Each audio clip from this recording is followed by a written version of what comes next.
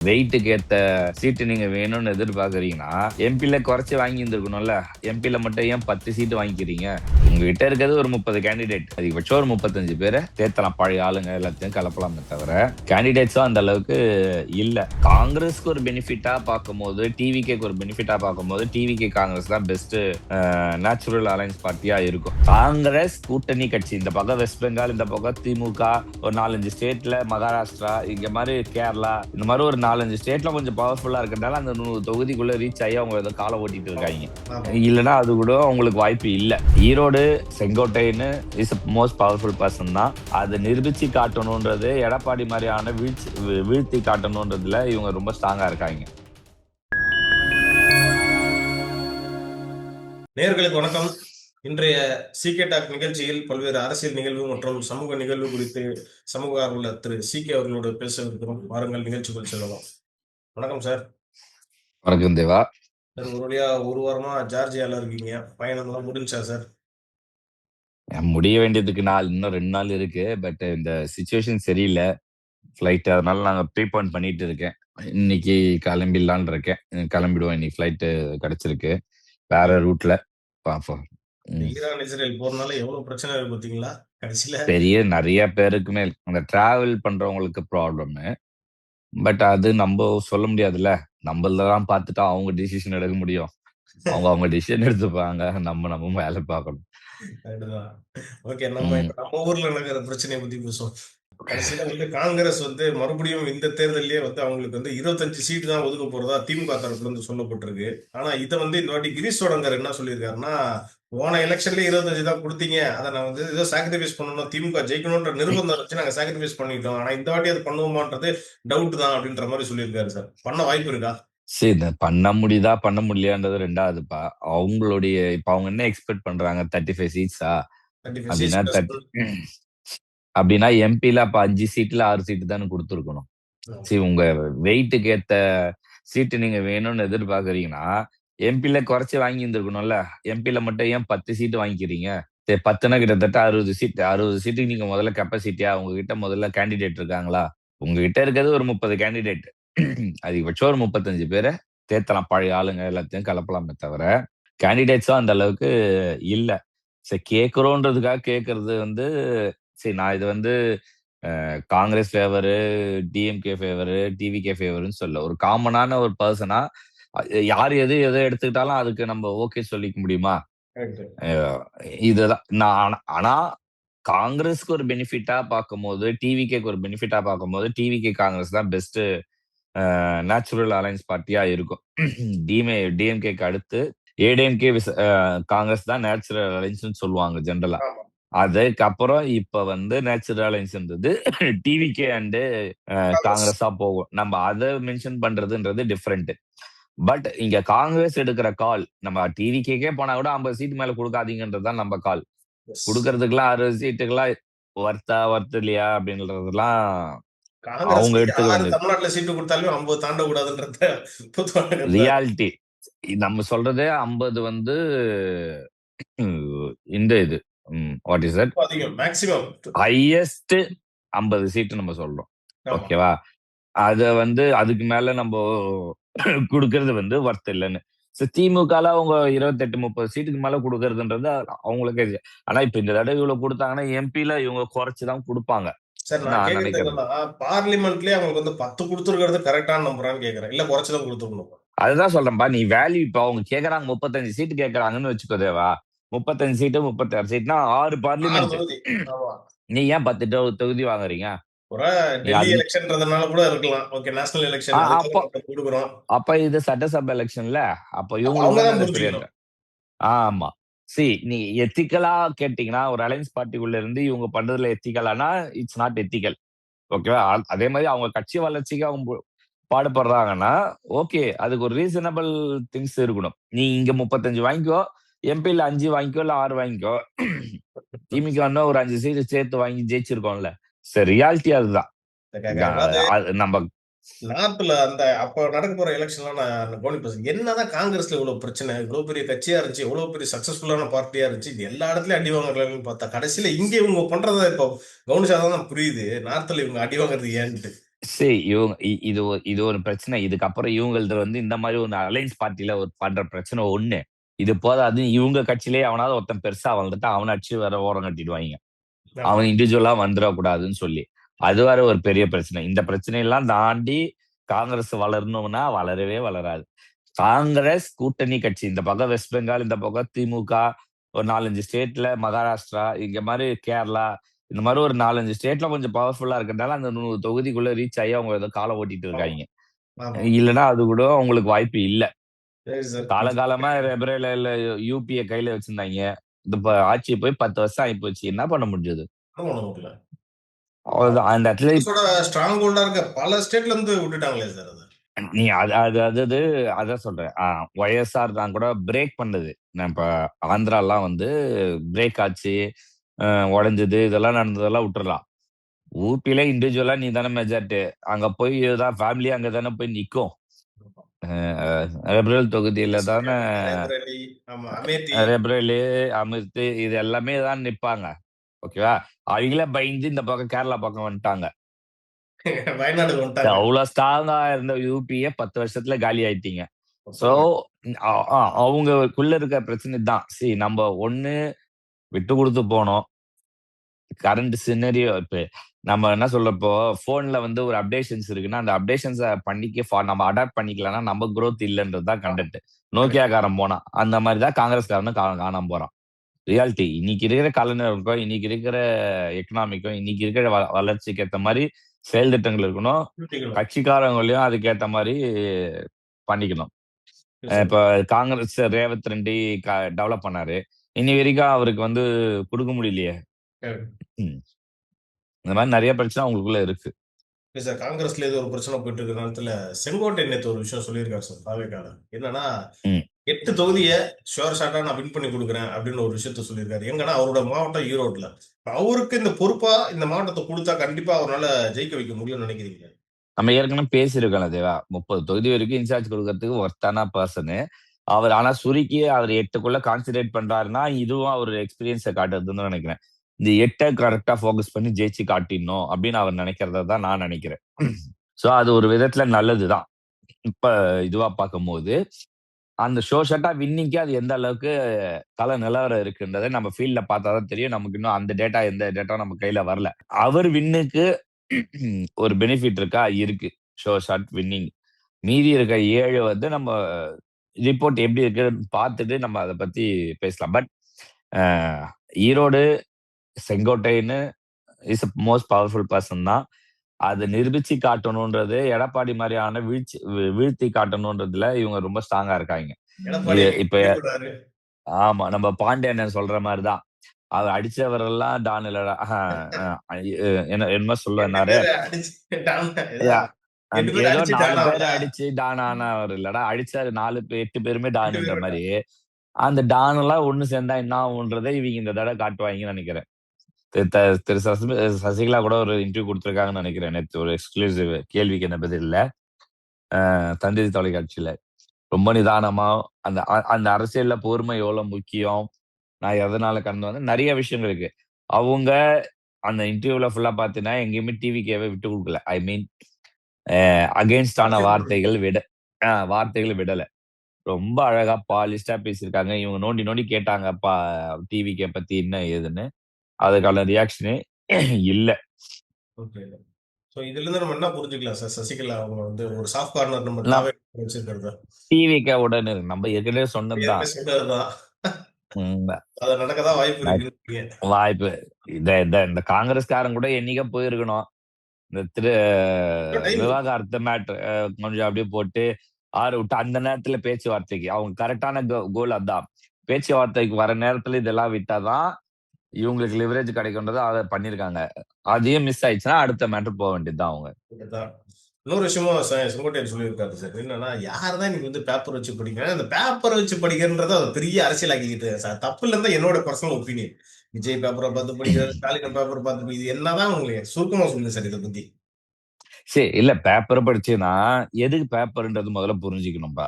நீ வார்த்தைக்கு வார்த்தைக்கு ஒரு பேப்பர பார்த்து படிக்கிறேன்னா அது வித்தியாசம் வேற. சரியா?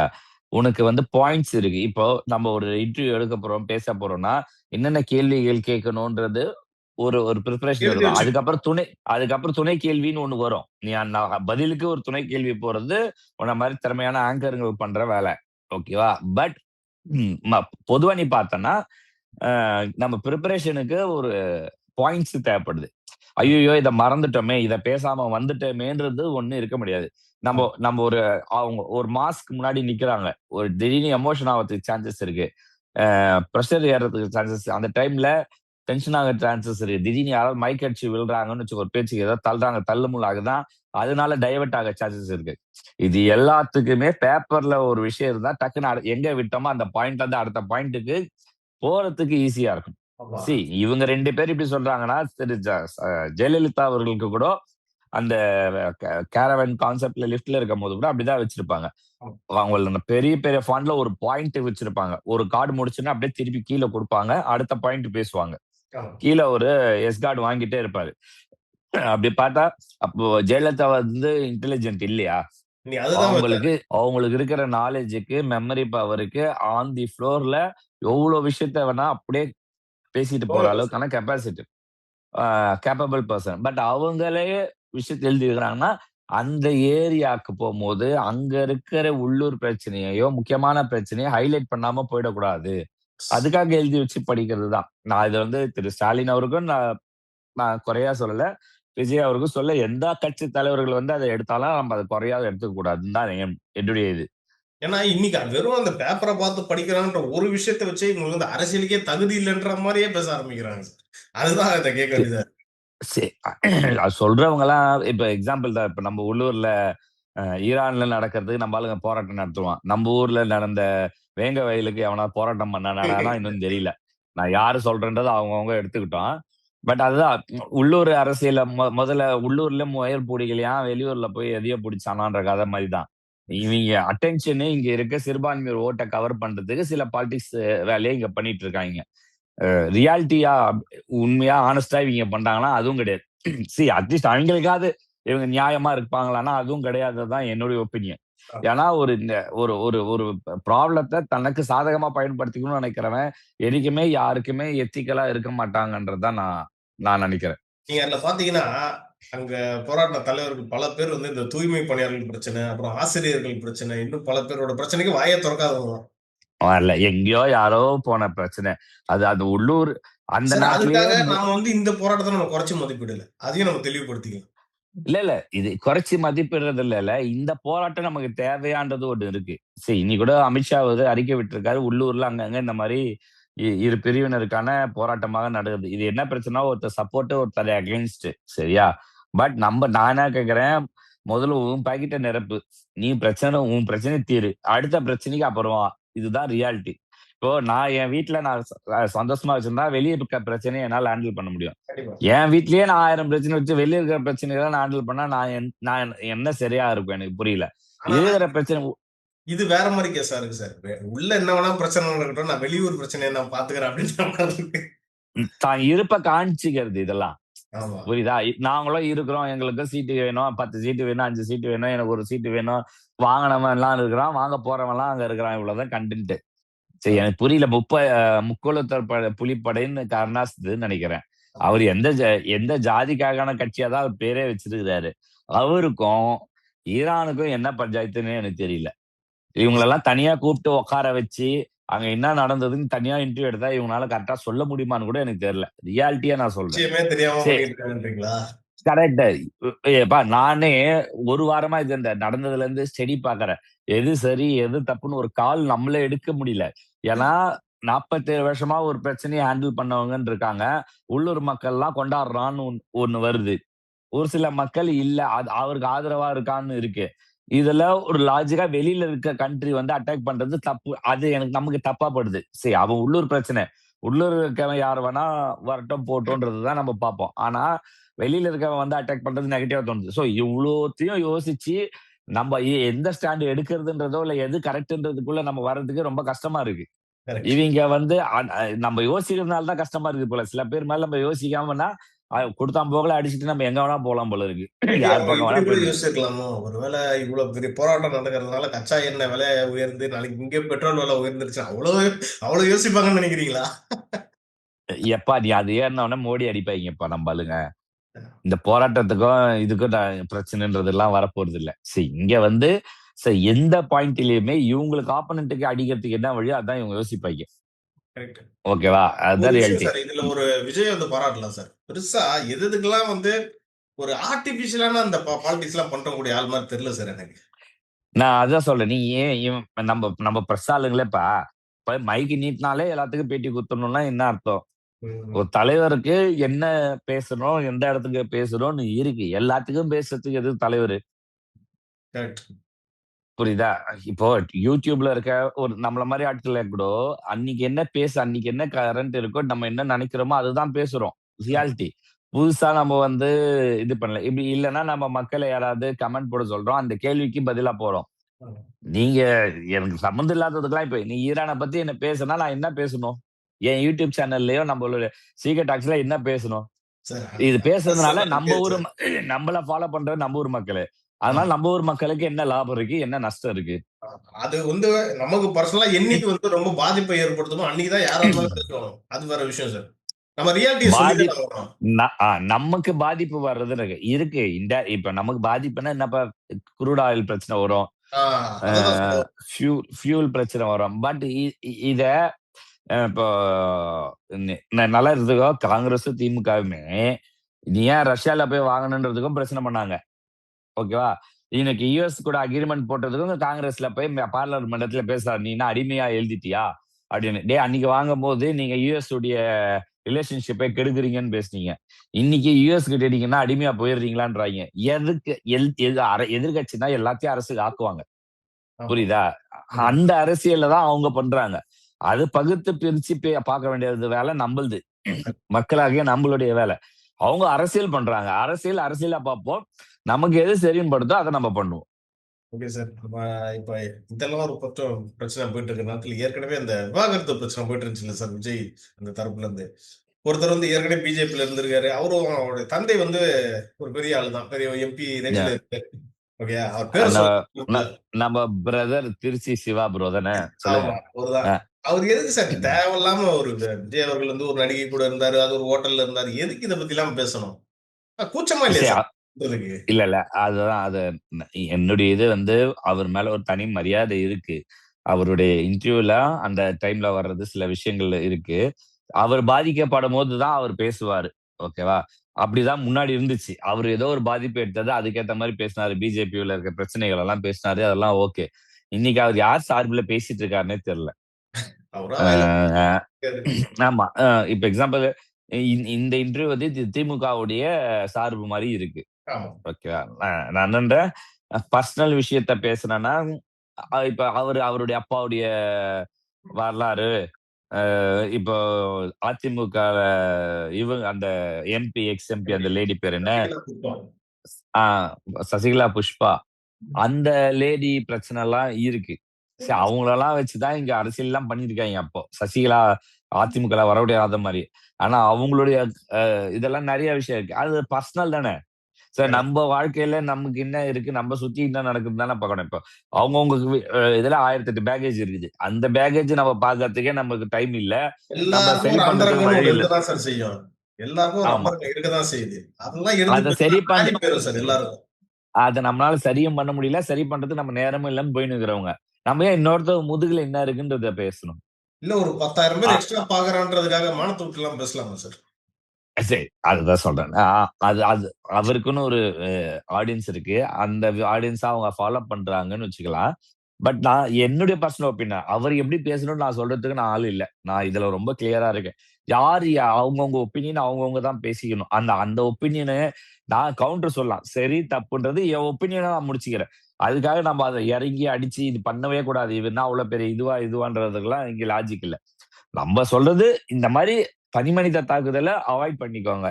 விட்டுட்டு நம்ம இண்டிவிஜுவலா எப்படி இருக்கலான்றத பாருங்கன்றது தான். சரி இப்ப அரசியலா பேசுறது வேற, தனிமனித தாக்குதல்ன்றது வேற. ஏன்னா தனிமனித தாக்குதல்னு வந்தா ஒவ்வொருத்தன் வாழ்க்கையில 1000 பிரச்சனை இருக்கு. ஆமா. 1000 ப்ராப்ளம் இருக்கு. எல்லாருக்குமே தான் இருக்கும். பிளஸ் இருக்கு, மைனஸ் இருக்கு. எல்லாருமே பிளஸ்ல போய் இருக்க போறதே கிடையாது.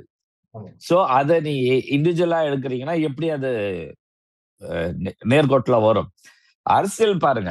கொள்கைய பத்தி பேசுங்க. அத அந்த பேர அதுதான் உங்களுக்கு சரியா படும். மத்தபடிலாம் இதெல்லாம் அவாய்ட் பண்ண வேண்டிய விஷயங்கள் சொல்லிட்டே இருக்கிறோம். பட் இத கலப்புறாங்க. பார்ப்போம். சார் நிறைவா இன்னொன்னு இதுல பதிவு பண்ணிடுறோம். நம்ம எந்த டிவிகே வாரியர்ஸோ அவங்களுடைய அந்த அஜெண்டாக்கும் நம்மளுக்கும் சம்பந்தம் கிடையாது. இருக்கிற சோ நடைமுறைய நம்ம தான் பேசிக்கிட்டு இருக்கோம். நம்ம பேசுற டாபிக் நம்ம பேசுறது. நம்மளுடைய ஒப்பீனியன். அந்த இப்ப ஏதோ ஆடியோலாம் ரிலீஸ் பண்ணிட்டாங்க. அதெல்லாம் வச்சு இவங்க வந்து அவங்களது, இவங்க இவங்களதுன்றதெல்லாம் இல்ல. ஆரம்பத்துல பேப்பர் வச்சு பேசுறத பத்தி வந்தா ஸ்டாலின் அவருக்கும் சரிதான் சொல்றோம். டிவிகேக்கும் சரிதான் சொல்றோம். ஆமா. திரு விஜய்க்கும். ஆனா இது நம்மளோட கருத்து. இது வந்து அவங்க குடும்பத்துக்குள்ள போய் நம்ம டார்ச் அடிச்சு பார்க்க வேண்டிய அவசியம் நம்மளுது இல்லன்னு தான் பார்க்கிறேன். கிடையாது. குடும்பம் வெளிய பொதுவான விஷயங்களுக்கு நம்ம பேசலாம். 1008 அதுதான் விஷயம் நம்மளுடைய அத பத்தி பேசுறது யாரும் முன் வர மாட்றாங்க. Okay sir. நம்ம நிறைவா இன்னொரு கேள்வி சார். திரு விஜய் அவர்கள் 4ஆம் தேதி வந்து தஞ்சாவூர் மாவட்டத்துல வந்து பரப்புரை பண்றாரு சார். சோ இந்த ஒரு பிரச்சனை இப்ப இந்த விவாகரத்து தொடர்பான சர்ச்சைலாம் போயிட்டு இருக்க நேரத்துல, அங்க வந்து என்ன பேசுவாருன்றது தான் இப்ப ரொம்ப எதிர்பார்ப்பா இருக்கு. என்ன நடக்கும்னு நினைக்கிறீங்க? நான் பேசுவாருன்றத விட எனக்கு அந்த கூட்டமும், சசிகலா அவர்களுடைய இன்வால்வ்மென்ட் ஏதாவது இருக்கான்னு உன்னிச்சு கவனிச்சுட்டு இருக்கேன் தேவா.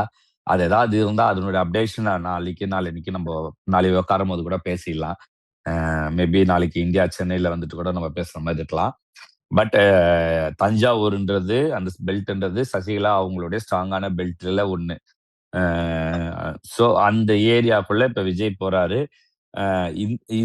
இதுக்கும் முடிச்சு எப்படி இருக்குன்றத நம்ம அங்க பார்க்கலாம். இல்ல அங்க நீங்க எவ்வளவு ஸ்ட்ராங் சசிகலான்றீங்க. அது வந்து டிஎம்கேயோட கோட்டை சார் அது. அதையும் தாண்டி. டெல்டா திமுகக்கும் அது கோட்டை. திமுகக்கும் அது கோட்டை. அப்படிதான் கோட்டை டெல்டால எப்பவுமே சரிசமமா இருக்கும். கோட்டைன்னு பாத்தீங்கன்னா, கொங்கு பெல்ட் அதிமுகவோட கோட்டையா இருந்தது. எப்பவுமே. ஆமா. டெல்டா வந்து 2 பேரும் சரிசமமா தான் இருக்கும் எப்பவுமே. அந்த தேர்தல்ல திமுக ஜெயிச்சாங்க. அப்படிதான் போகும். இப்ப 30 சீட்டுன்னா 18 சீட், 20 சீட் திமுக ஜெயிக்கும். 10ல இருந்து 12 சீட் அதிமுக ஜெயிக்கும். சம்டைம் அப்படியே உல்டாவும் மாறும். இவ்வளவுதான் அங்க பெரிய இது. பட் என்னன்னா, அ இந்த கன்சால்டேஷன் பண்றாங்கல்ல, இந்த கேஸ்ட் பாலிடிக்ஸ்க்குள்ள இப்ப சசிகலாவெல்லாம் மாரியானல ஓரம் கட்டும்போது அவங்க ரியாக்ட் பண்ணணும்னு நினைக்கிறாங்கல்ல. இப்போ ஓபிஎஸ் வந்து டிஎம்கேக்கு போயிட்டதுனால, அந்த கேஸ்ட் பாலிடிக்ஸ்க்கான ஒரு லீடர், இண்டிவிஜுவல் லீடர் இப்ப 2 பேர் தான் கணக்கு. பாயிண்ட் ஆஃப் வியூல. ஒண்ணு சசிகலா, ஒண்ணு டிடிவி. இந்த டிடிவியா சசிகலான்னு வரும்போது, சசிகலா அப்பர் ஹேண்ட் எடுக்குறாங்களான்றத நம்ம பார்க்கணும். ஆனா அவங்க தான் எடுப்பாங்கன்றதுன்னு நினைக்கிறேன். ஏன்னா சசிகலாவால பலன் அடைஞ்சவங்க தான் நெறைய பேரு. ம். யாரும் நஷ்டம் அடைஞ்சவங்கன்னு கிடையாது. ஓகே. அரசியல டிடிவி கிடையாது. பொறுத்தவரைக்கும் இண்டிவிஜுவலா பொறுத்தவரைக்கும். அதனால அந்த இடத்துல அப்பர் ஹேண்ட் சசிகலா தான் எடுப்பாங்கன்றது என்னுடைய பர்சனல் ஒப்பீனியன். அது நம்ம பொறுத்து வந்து பார்க்கலாம். இது விஜய்க்கு அவருக்கு எவ்வளவு சப்போர்ட் பண்ணுது அப்படின்றத நம்ம பொறுத்து வந்து பார்க்கணும். அது எனக்கு டேட்டா தான் நம்ம ரொம்ப தீவிரமா பார்க்கிறோம். கிடைச்சதுன்னா நம்ம அத என்னன்றது பேசுவோம். Okay sir. நம்ம இன்னைக்கு நெறைய பேசினோம் சார். இதுக்கப்புறம் நாளைக்கு நீங்க எப்படியும் ஊருக்கு வந்துருவீங்கன்னு நெனைக்கிறேன். அப்ப நேர்ல உட்கார்ந்து நம்ம நெறைய விஷயத்த நம்ம டிஸ்கஸ் பண்ணலாம் சார். நன்றி. கண்டிப்பா. நன்றி.